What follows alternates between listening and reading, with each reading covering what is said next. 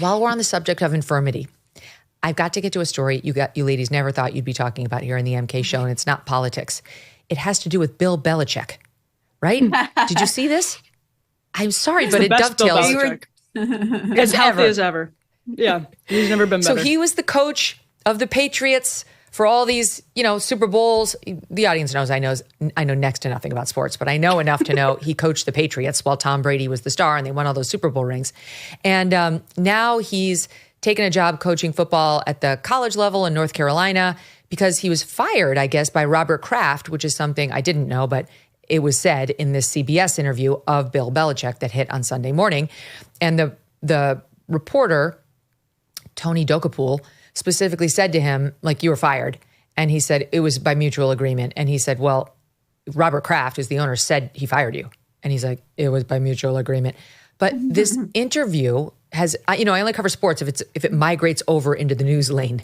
That's how it comes to my notice. It's got to be a very big sports story, which this one is for weird reasons. So this guy, Bill Belichick, has been in the news lately because his girlfriend, I think, is 50 years, of 47 to 50 years difference between Belichick and his young gal pal. She's 24. She's 24. She's a hot property. Oh, my God. So she shows up at these black tie events with him wearing nothing. She's basically wearing like a bikini and he's wearing a normal man's clothing. And it looks weird. Like, okay, whatever. I guess I'm not, who am I to judge? But I'm judging. I won't lie. It's weird. And I'm pretty sure she is with him because he's very famous and probably has a lot of money and gets her access to cool things. That's my guess. I'm just going to say it. But anyway, he gives this interview, and now it's starting to look much more like a Jill Biden situation. That's all I could think of, you guys. Like, she's like Dr. Jill on the sidelines calling all the shots and like trying to decide what he can answer and what he can't in this interview. And what we learned today, I'll show you the clip, but what we learned today was that it was far worse than CBS This Morning, which is like a nice program. They try to do like nice stories, would even air. The reason reportedly that they chose to air this one interruption of hers is because it was far worse than this. She was trying to dominate behind the scenes, and they felt it was okay to include one of her interruptions just to give the audience, to be transparent, that they had this monster on screen left who was completely trying to control him. And it was to the point where they didn't feel like it would have journalistic integrity if they didn't show at least some of it. Watch this. The other change for Belichick is 24-year-old Jordan Hudson, his creative muse, as he writes in his book. Make sure that's... Jordan was a constant presence during our interview. You have Jordan right over there. Everybody in the world seems to be following this relationship. They've got an opinion about your private life. It's got nothing to do with them, but they're invested in it. How do you deal with that? Never been too worried about what everybody else thinks. Just try to do what I feel like is best for me and what's right. How did you guys meet? Not talking about this. No? No. It's a topic neither one of them is comfortable commenting on. What? And it went on. Like the portion I talked to you about, like it went on and on to where it was very cringy. You were like, oh God. She was right off screen for the listening audience. She was right off screen, almost like a music producer would be as the band is doing a demo in a music studio where you can see the music producers just like 3 feet to the left with the headphones on, like running the controls. That's where she was, which is very weird. It's weird for an interview like that. You don't, if the spouse is going to be any place, they're normally like behind, out of sight from both the interviewer and the interviewee, so as not to be a distraction.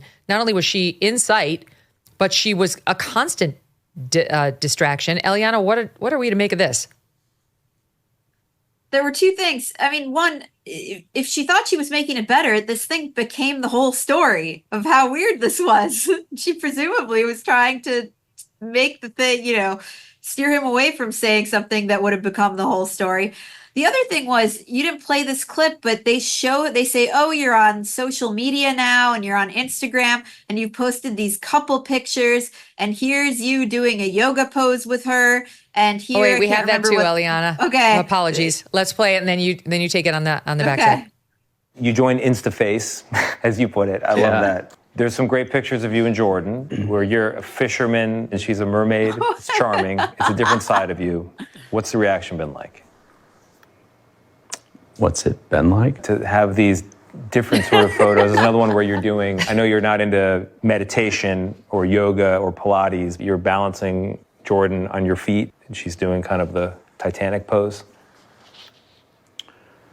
Yeah, so I'm on some of those social media platforms, but I honestly don't follow them.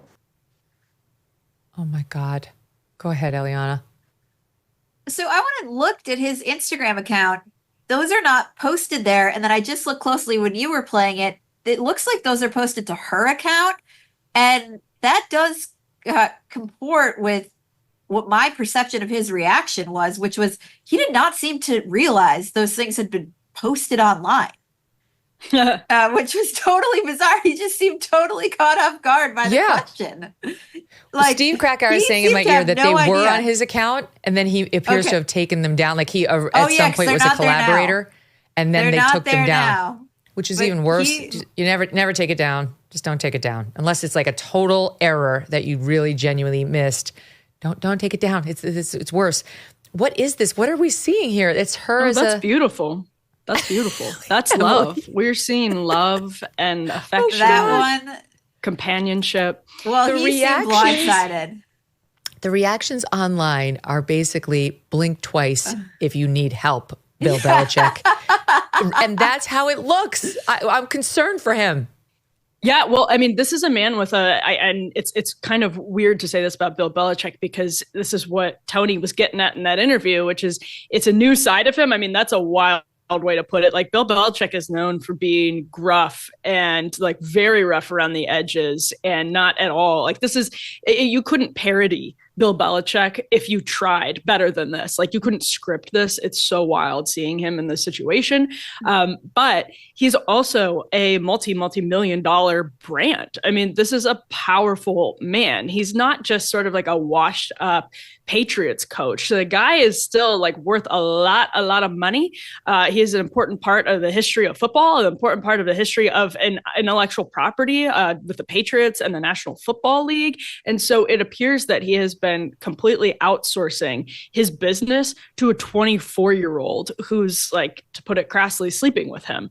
And so it's just like it's so yeah, exactly. And he looks like he is completely like what I don't even know what the right word is for it. Like he got divorced. A nice short form is whipped. We'll just put it that way. Yeah, everybody knows what the first word is. But it's not like the consequences are not just Bill Belichick's personal life. It's also like he's a business. This man is a business. He has football players, he has a team, and it is so uncomfortable to watch him allow that to be outsourced to a 24-year-old who's clearly doesn't even know what she's doing, because if she did know what she was doing, it is a horrible, if you were actually a communications person for a multi-millionaire, you would never do what she did in that CBS interview because you know they're going to freaking air part of it. It makes you look like an idiot. Right. Don't tempt the bull. And when you're dealing with the news media, they're the bull. There's no point in waving the red flag. They already want to get you. Like, there's no reason in making it even worse. Here's that part of that exchange to which I referred about whether he was fired, just to show you he just seems out of it. Here's Thought 24. What's going on with this sweatshirt? Well, you can see I've worn this one for a while. Do you remember how you got the cut here? No.